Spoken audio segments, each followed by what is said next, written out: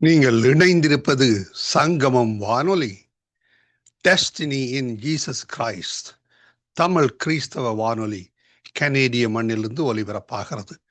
Mark 16:15, மத்தேயு 24:14 வசனத்தின்படி இயேசு சீசர்களை நோக்கி, நீங்கள் உலகெங்கும் போய் சர்வ சிருஷ்டிக்கும் சுவிசேஷத்தை பிரசங்கியுங்கள்.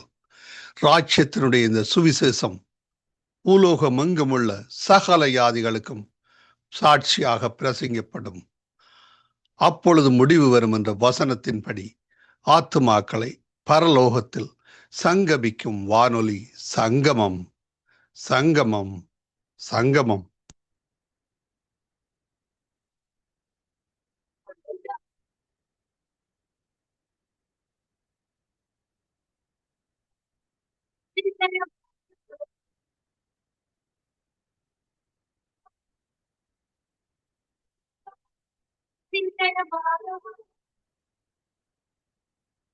எண்ணாகமம் 8ஆம் அதிகாரம். கர்த்தர் மோசேயை நோக்கி, நீ ஆரோனோடே சொல்ல வேண்டியது என்னவென்றால், நீ விளக்குகளை ஏற்றும் போது 7 விளக்குகளும் விளக்கு தண்டிற்கு நேரே எரிய வேண்டும் என்று சொல் என்றார். கர்த்தர் மோசேக்கு கட்டளையிட்ட பிரகாரம் ஆரோன் செய்து விளக்கு தண்டிற்கு நேரே ஒழுங்காக அதன் விளக்குகளை ஏற்றினான். இந்த குத்து விளக்கு அதன் பாதம் முதல் பூக்கள் வரைக்கும் பொன்னினால் அடிப்பு வேலையாய் செய்யப்பட்டிருந்தது. கர்த்தர் மோசேக்கு காண்பித்த மாதிரியின்படியே அவன் குத்து விளக்கை உண்டாக்கினான். பின்னும் கர்த்தர் மோசேயை நோக்கி, நீ இஸ்ரவேல் சந்ததியாரினின்று லேவியரை பிரித்தெடுத்து அவர்களை சுத்திகரிப்பாயாக. அவர்களை சுத்திகரிக்கும்படி அவர்களுக்கு செய்ய வேண்டியதாவது, அவர்கள் மேல் சுத்திகரிக்கும் ஜலத்தை தெளிப்பாயாக.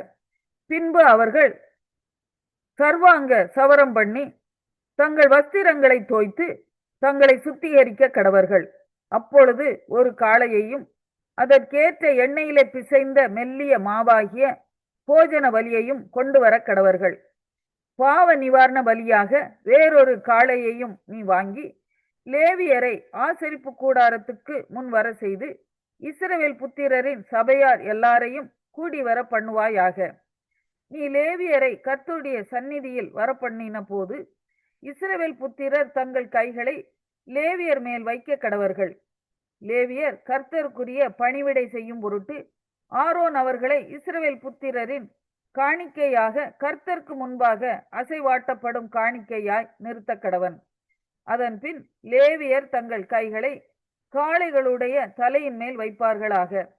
பின்பு நீ லேவியருக்காக பாவ நிவிர்த்தி செய்யும் பொருட்டு கர்த்தருக்கு அவைகளில் ஒன்றை பாவ நிவாரண பலியாகவும் மற்றொன்றை சர்வாங்க தகன பலியாகவும் செலுத்தி லேவியரை ஆரோனுக்கும் அவன் குமாரனுக்கும் முன்பாக நிறுத்தி அவர்களை கர்த்தருக்கு அசைவாட்டப்படும் காணிக்கையாக்கி, இப்படி நீ லேவியரை இஸ்ரவேல் புத்திரரிலிருந்து பிரித்தெடுக்க கடவாய். லேவியர் என்னுடையவர்களாய் இருப்பார்கள். இப்படி அவர்களை சுத்திகரித்து அவர்களை அசைவாட்டும் காணிக்கையாக்க கடவாய். அதன் பின்பு லேவியர் ஆசரிப்பு கூடாரத்தில் பணிவிடை செய்ய பிரவேசிக்க கடவர்கள். இஸ்ரவேல் புத்திரரிலிருந்து அவர்கள் எனக்கு முற்றிலும் கொடுக்கப்பட்டிருக்கிறார்கள். இஸ்ரவேல் புத்திரர் எல்லாரிலும் கற்பம் திறந்து பிறக்கிற சகல முதற் பேருக்கும் பதிலாக அவர்களை எனக்கு எடுத்துக்கொண்டேன். இஸ்ரவேல் புத்திரரில் மனிதரிலும் மிருக ஜீவன்களிலும் முதற் பேரானதெல்லாம் என்னுடையது. நான் எகிப்து தேசத்திலே முதற் பேரான யாவையும் சங்கரித்த நாளிலே அவைகளை எனக்கென்று பரிசுத்தப்படுத்தி, பின்பு லேவியரை இஸ்ரவேல் புத்திரரில் உள்ள முதற் பேறு சகலத்திற்கும் பதிலாக எடுத்துக்கொண்டு லேவியர் இஸ்ரவேல் புத்திரருடைய பணிவிடையை ஆசரிப்பு கூடாரத்தில் செய்யும்படிக்கும் இஸ்ரவேல் புத்திரருக்காக பாவ நிவிர்த்தி செய்யும்படிக்கும் இஸ்ரவேல் புத்திரர் தாங்களே பரிசுத்த ஸ்தலத்தில் சேருகிறதினால் இஸ்ரவேல் புத்திரரில் வாதை உண்டாகாத படிக்கும் லேவியரை அவர்களிலிருந்து எடுத்து ஆரோனுக்கும் அவன் குமாரருக்கும் தத்தமாக கொடுத்தேன் என்றார். அப்பொழுது மோசேயும் ஆரோனும் இஸ்ரவேல் புத்திரரின் சபையார் யாவரும் கர்த்தர் லேவியரை குறித்து மோசேக்கு கட்டளையிட்டபடியெல்லாம் லேவியருக்கு செய்தார்கள். லேவியர் சுத்திகரிக்கப்பட்டு தங்கள் வஸ்திரங்களை தோய்த்தார்கள். பின்பு ஆரோன் அவர்களை கர்த்தருக்கு முன்பாக அசைவாட்டும் காணிக்கையாக நிறுத்தி அவர்களை சுத்திகரிக்க அவர்களுக்காக பாவ நிவிர்த்தி செய்தான். அதற்கு பின்பு லேவியர் ஆரோனுக்கும் அவன் குமாரருக்கும் முன்பாக ஆசரிப்பு கூடாரத்தில் தங்கள் பணிவிடையை செய்யும்படி பிரவேசித்தார்கள். கர்த்தர் லேவியரை குறித்து மோசேக்கு கட்டளையிட்டபடியே அவர்களுக்கு செய்தார்கள். பின்னும் கர்த்தர் மோசேயை நோக்கி, லேவியருக்குரிய கட்டளை என்னவென்றால், 25 வயது முதல் அதற்கு மேற்பட்ட வயதுள்ள யாவரும் ஆசரிப்பு கூடாரத்தின் பணிவிடையை செய்யும் சேனையிலே சேவிக்க வர வேண்டும். 50 வயதுக்கு மேற்பட்டவர்கள் வேலை செய்யாமல் திருப்பணி சேனையை விட்டு ஆசரிப்பு கூடாரத்தின் காவலை காக்கிறதற்கு தங்கள் சகோதரரோடே கூட ஊழியம் செய்வதே அன்றி வேறொரு சேவகமும் செய்ய வேண்டியதில்லை. இப்படி லேவியர் செய்ய வேண்டிய வேலைகளை குறித்து எண்ணாகமம் 9ஆம் அதிகாரம். அவர்கள் எகிப்து தேசத்திலிருந்து புறப்பட்ட 2ஆம் வருஷம் 1ஆம் மாதத்தில் கர்த்தர் சீனாய் வனாந்தரத்தில் மோசேயை நோக்கி, குறித்த காலத்தில் இஸ்ரவேல் புத்திரர் பஸ்காவை ஆசரிக்க கடவர்கள்.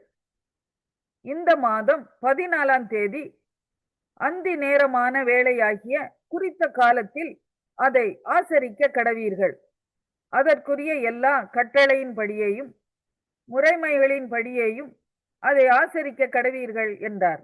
அப்படியே பஸ்காவை ஆசரிக்கும்படி மோசே இஸ்ரவேல் புத்திரருக்கு கட்டளையிட்டான். அதனால் 1ஆம் மாதம் 14ஆம் தேதி அந்தி நேரமான வேளையில் சீனாய் வனாந்தரத்தில் பஸ்காவை ஆசரித்தார்கள். கர்த்தர் மோசேக்கு கட்டளையிட்டபடியெல்லாம் இஸ்ரவேல் புத்திரர் செய்தார்கள்.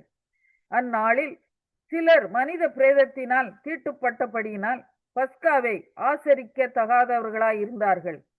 அவர்கள் அந்நாளிலே மோசேக்கும் ஆரோனுக்கும் முன்பாக வந்து, நாங்கள் மனித பிரேதத்தினால் தீட்டுப்பட்டவர்கள். குறித்த காலத்தில் இஸ்ரவேல் புத்திரரோடே கூட கர்த்தருக்கு காணிக்கையை செலுத்தாதபடிக்கு நாங்கள் விலக்கப்பட்டிருக்க வேண்டியது என்ன என்றார்கள். மோசே அவர்களை நோக்கி, பொறுங்கள், கர்த்தர் உங்களை குறித்து கட்டளையிடுவது என்ன என்று கேட்பேன் என்றான். கர்த்தர் மோசேயை நோக்கி, நீ இஸ்ரவேல் புத்திரரோடே சொல்ல வேண்டியது என்னவென்றால், உங்களிலாகிலும் உங்கள் சந்ததியாரிலாகிலும் ஒருவன் பிரேதத்தினால் தீட்டுப்பட்டாலும் பிரயாணமாய் தூரம் போயிருந்தாலும் கர்த்தருக்கு பஸ்காவை ஆசரிக்க வேண்டும். அவர்கள் அதை 2ஆம் மாதம் 14ஆம் தேதி அந்தி நேரமான வேளையில் ஆசரித்து அதை புளிப்பில்லாத அப்பங்களோடும் கசப்பான கீரைகளோடும் புசித்து விடியற்காலம் மட்டும் அதில் ஒன்றும் மீதியாக வைக்காமலும் அதில் ஒரு எலும்பையும் முறிக்காமலும் பஸ்காவினுடைய சகல முறைமைகளின்படியும் அதை ஆசரிக்க கடவர்கள். ஒருவன் சுத்தமுள்ளவனுமாய் பிரயாணம் போகாதவனுமாய் இருந்தும் பஸ்காவை ஆசரிக்காதே போனால் அந்த ஆத்துமா குறித்த காலத்தில் கர்த்தரின் பலியை செலுத்தாதபடியினால் தன் ஜனத்தாரில் இராமல் அறுப்புண்டு போவான். அந்த மனிதன் தன் பாவத்தை சுமப்பான். ஒரு பரதேசி உங்களிடத்திலே தங்கி கர்த்தருக்கு பஸ்காவை ஆசரிக்க வேண்டுமானால் அவன் அதை பஸ்காவின் கட்டளைப்படியும் அதன் முறைமையின்படியும் ஆசரிக்க கடவன். பரதேசிக்கும் சுதேசிக்கும் ஒரே கட்டளை இருக்க வேண்டும் என்று சொல் என்றார். வாசஸ்தலம் ஸ்தாபனம் செய்யப்பட்ட நாளிலே மேகமானது சாட்சியின் கூடாரமாகிய வாசஸ்தலத்தை மூடிட்டு, சாயங்காலமான போது வாசஸ்தலத்தின் மேல் அக்கினிமயமான ஒரு தோற்றம் உண்டாயிற்று. அது விடியற்காலம் மட்டும் இருந்தது. இப்படி நித்தமும் இருந்தது. பகலில் மேகமும் இரவில் அக்கினி தோற்றமும் அதை மூடிக்கொண்டிருந்தது. மேகம் கூடாரத்திலிருந்து மேலே எழும்பும் போது இஸ்ரவேல் புத்திரர் பிரயாணம் பண்ணுவார்கள். மேகம் தங்கும் இடத்தில் இஸ்ரவேல் புத்திரர் பாளையம் இறங்குவார்கள். கர்த்தருடைய கட்டளையின்படியே இஸ்ரவேல் புத்திரர் பிரயாணப்படுவார்கள். கர்த்தருடைய கட்டளையின்படியே பாளையம் இறங்குவார்கள். மேகம் வாசஸ்தலத்தின் மேல் தங்கி இருக்கும் நாளெல்லாம் அவர்கள் பாளையத்தில் தங்கி இருப்பார்கள். மேகம் நெடுநாள் வாசஸ்தலத்தின் மேல் தங்கி இருக்கும்போது இஸ்ரவேல் புத்திரர் பிரயாணப்படாமல் கர்த்தரின் காவலை காத்து கொண்டிருப்பார்கள். மேகம் சில நாள் மாத்திரம் வாசஸ்தலத்தின் மேல் தங்கி இருக்கும்போது கர்த்தருடைய கட்டளையின்படியே பாளையம் இறங்கி இருந்து கர்த்தருடைய கட்டளையின்படியே பிரயாணப்படுவார்கள். மேகம் சாயங்காலம் தொடங்கி விடியற்காலம் மட்டும் இருந்து விடியற்காலத்தில் உயர எழும்பும்போது உடனே பிரயாணப்படுவார்கள். பகலிலாகிலும் இரவிலாகிலும் மேகம் எழும்பும்போது பிரயாணப்படுவார்கள். மேகமானது 2 நாளாவது 1 மாதமாவது 1 வருஷமாவது வாசஸ்தலத்தின் மேல் தங்கி இருக்கும்போது இஸ்ரவேல் புத்திரர் பிரயாணம் பண்ணாமல் பாளையம் இறங்கி இருப்பார்கள். அது உயர எழும்பும் போதோ பிரயாணப்படுவார்கள். கர்த்தருடைய கட்டளையின்படியே பாளையம் இறங்குவார்கள். கர்த்தருடைய கட்டளையின்படியே பிரயாணம் பண்ணுவார்கள். கர்த்தர் மோசேயை கொண்டு கட்டளை இடுகிறபடியே. நீதிமொழிகள் 5ஆம் அதிகாரம். என் மகனே, என் ஞானத்தை கவனித்து என் புத்திக்கு உன் செவியை சாய். அப்பொழுது நீ விவேகத்தை பேணிக் கொள்வாய். உன் உதடுகள் அறிவை காத்துக்கொள்ளும். பரஸ்திரியின் உதடுகள் தேன்கூடு போல் ஒழுகும். அவள் வாய் எண்ணெயிலும் மிருதுவாயிருக்கும். அவள் செய்கையின் முடிவோ எட்டியைப் போல கசப்பும் இருபுறமும் கருக்குள்ள பட்டயம் போல் கூர்மையுமாயிருக்கும். அவள் காலடிகள் மரணத்துக்கு இறங்கும். அவள் நடைகள் பாதாளத்தை பற்றி போகும். நீ ஜீவ மார்க்கத்தை சிந்தித்துக் கொள்ளாதபடிக்கு அவளுடைய நடைகள் மாறி மாறி விகாரப்படும். அவைகளை அறிய முடியாது. ஆதலால் பிள்ளைகளே, இப்பொழுது எனக்கு செவி கொடுங்கள். என் வாயின் வசனங்களை விட்டு நீங்காதிருங்கள். உன் வழியை அவளுக்கு தூரப்படுத்து. அவளுடைய வீட்டின் வாசலை கிட்டி சேராதே. சேர்ந்தால் உன் மேன்மையை அந்நியர்களுக்கும் உன் ஆயுசின் காலத்தை கொடூரருக்கும் கொடுத்து விடுவாய். அந்நியர் உன் செல்வத்தினால் திருப்தி அடைவார்கள். உன் பிரயாசத்தின் பலன் புறத்தியாருடைய வீட்டில் சேரும். முடிவிலே உன் மாம்சமும் உன் சரீரமும் உருவழியும் போது நீ துக்கித்து, ஐயோ, போதகத்தை நான் வெறுத்தேனே, கடிந்து கொள்ளுதலை என் மனம் அலட்சியம் பண்ணினதே, என் போதகரின் சொல்லை நான் கேளாமலும் எனக்கு உபதேசம் பண்ணினவர்களுக்கு என் செவியை சாயாமலும் போனேனே, சபைக்குள்ளும் சங்கத்துக்குள்ளும் கொஞ்சம் குறைய எல்லா தீமைக்கும் உள்ளானேனே என்று முறையிடுவாய். உன் கிணற்றில் உள்ள தண்ணீரையும் உன் துறவில் ஊறுகிற ஜலத்தையும் பானம் பண்ணு. உன் ஊற்றுகள் வெளியிலும் உன் வாய்க்கால்கள் வீதிகளிலும் பாய்வதாக. அவைகள் அந்நியருக்கும் உரியவைகளாயிராமல் உனக்கே உரியவைகளாயிருப்பதாக. உன் ஊற்றுக்கண் ஆசீர்வதிக்கப்படுவதாக. உன் இளவயதின் மனைவியோட மகிழ்ந்திரு. அவளே நேசிக்கப்படத்தக்க பெண்மானும் அழகான வரையாடும் போல் இருப்பாளாக. அவளுடைய ஸ்தனங்களே எப்பொழுதும் உன்னை திருப்தி செய்வதாக. அவளுடைய நேசத்தால் நீ எப்பொழுதும் மயங்கி இருப்பாயாக. என் மகனே, நீ பரஸ்திரியின் மேல் மயங்கி திரிந்து அந்நிய ஸ்திரியின் மார்பை தழுவ வேண்டியது என்ன? மனுஷனுடைய வழிகள் கர்த்தரின் கண்களுக்கு முன்பாக இருக்கிறது. அவனுடைய வழிகள் எல்லாவற்றையும் அவர் சீர்தூக்கி பார்க்கிறார். துன்மார்க்கனை அவனுடைய அக்கிரமங்களே பிடித்துக் கொள்ளும். தன் பாவ கயிறுகளால் கட்டப்படுவான். அவன் புத்தியை கேளாததினால் மடிந்து. லூக்கா 19ஆம் அதிகாரம். அவர் எரிகோவில் பிரவேசித்து அதன் வழியாக நடந்து போகையில் ஆயக்காரருக்கு தலைவனும் ஐஸ்வர்யவானுமாயிருந்த சகையு எனப்பட்ட ஒரு மனுஷன் இயேசு எப்படிப்பட்டவரோ என்று அவரை பார்க்க வகை தேடினான். அவன் குள்ளனானபடியால் ஜனக்கூட்டத்தில் அவரை காணக்கூடாமல் அவர் போகும் வழியில் முன்னாக ஓடி அவரை பார்க்கும்படி ஒரு காட்டத்தி மரத்தில் ஏறினான். இயேசு அந்த இடத்தில் வந்தபோது அண்ணாந்து பார்த்து அவனை கண்டு, சகையுவே, நீ சீக்கிரமாய் இறங்கி வா, இன்றைக்கு நான் உன் வீட்டிலே தங்க வேண்டும் என்றார். அவன் சீக்கிரமாய் இறங்கி சந்தோஷத்தோட அவரை அழைத்து கொண்டு போனான். அதை கண்ட யாவரும், இவர் பாவியான மனுஷனிடத்தில் தங்கும்படி போனார் என்று முறுமுறுத்தார்கள். சகேயு நின்று கர்த்தரை நோக்கி, ஆண்டவரே, என் ஆஸ்திகளில் பாதியை ஏழைகளுக்கு கொடுக்கிறேன்.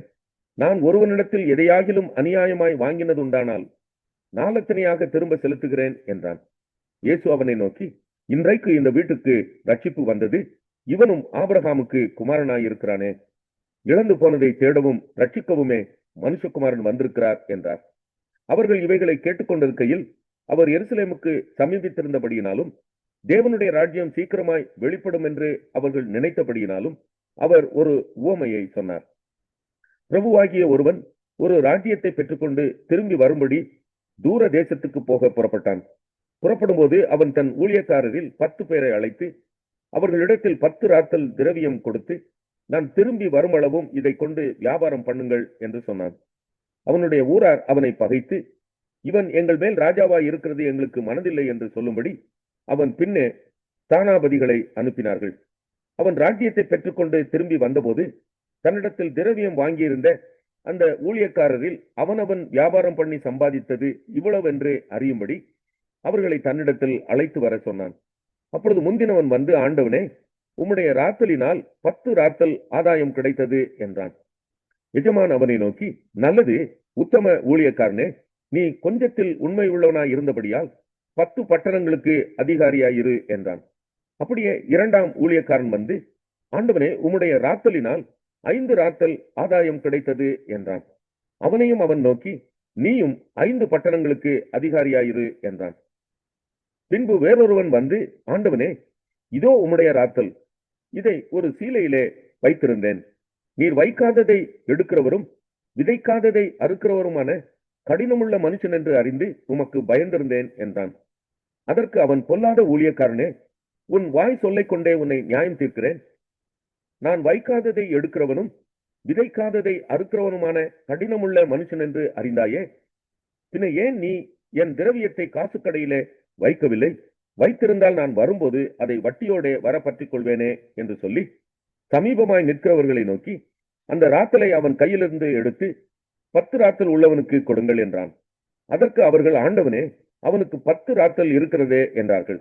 அதற்கு அவன், உள்ளவன் எவனுக்கும் கொடுக்கப்படும், இல்லாதவனிடத்தில் உள்ளதும் எடுத்துக் கொள்ளப்படும் என்று உங்களுக்கு சொல்லுகிறேன்.